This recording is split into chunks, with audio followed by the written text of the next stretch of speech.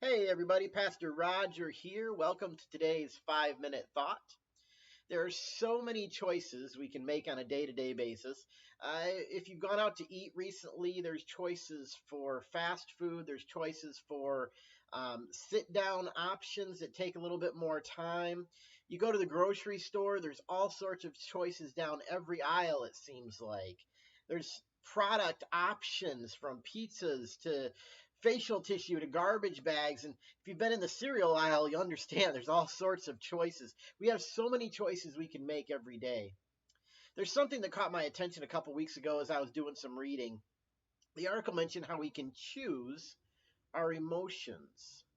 Maybe this sounds like just a straightforward idea, but it began to sink in the more I thought about it. I began to think about how many times I don't choose my emotions. I allow my emotions to choose me.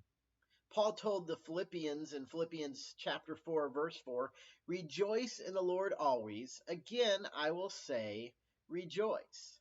James also goes so far to tell the dispersed Christians to count it all joy, my brothers, when you meet trials of various kinds. That's James chapter 1, verse 2.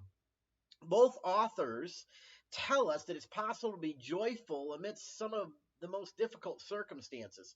We can rejoice or we can choose joy over the many other emotions we can be experiencing. Now, I don't know about you, but there are times I don't feel like rejoicing. I don't feel like having joy in my life. I'm not saying we shouldn't experience some of these other emotions. God gave us a wide array of emotions, and the Bible even shows Jesus experiencing some of those emotions as well. But there are times we allow our emotions to choose us instead of us choosing our emotions. We have our emotional door just wide open for any emotion to enter in and take over our lives at free will. We feel wronged, and so we allow anger to enter and begin to affect our minds, and then it affects our actions. We feel discouraged, and we allow sadness to enter in, and it brings us down. Maybe the opposite. We get our way, and then we decide we're going to be happy for the time being. You see, we have a choice in what to do with each of our emotions. Do we allow them to enter our lives, or do we intervene and cut them off before they come in the door? You see, we're going to experience lots of different emotions in our lives. There's going to be joy, happiness, anger, guilt, fear, sadness, and there's just going to be an array of emotions. What I'm saying is we have the opportunity to choose what emotions we allow to rule over our lives. In 2 Corinthians chapter 10, verse 5, Paul reminds believers we need to take every thought captive to obey Christ. That means we need to take even the thoughts that engage or disengage our emotions. We need to take those thoughts captive. We need to control those thoughts.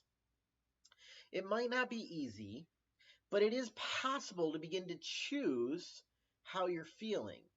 We need to take this one step at a time. Don't work on every emotion you experience at once. Just think about this. What emotion characterizes your life right now? Maybe it's worry or fear. Maybe it's bitterness or anger. Pick the emotion that seems to be the greatest in your life, the one you begin to notice is the strongest, and start beginning to choose to take those negative thoughts, the thoughts that lead you down a path to negative emotions, take those thoughts captive. Begin interviewing them, finding out why you're thinking that way. What caused that? And being able to replace them with joyful thoughts that can only be found in your relationship with Jesus Christ.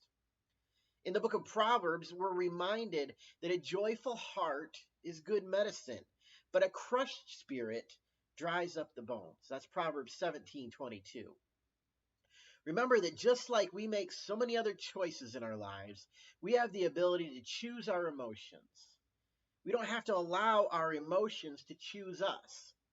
I think with some practice and some time, we'll make choices that will have us responding with joy despite the circumstances we find ourselves in. I hope you're having a great week. Feel free to comment, like, or share. This has been this week's 5-minute thought. God bless.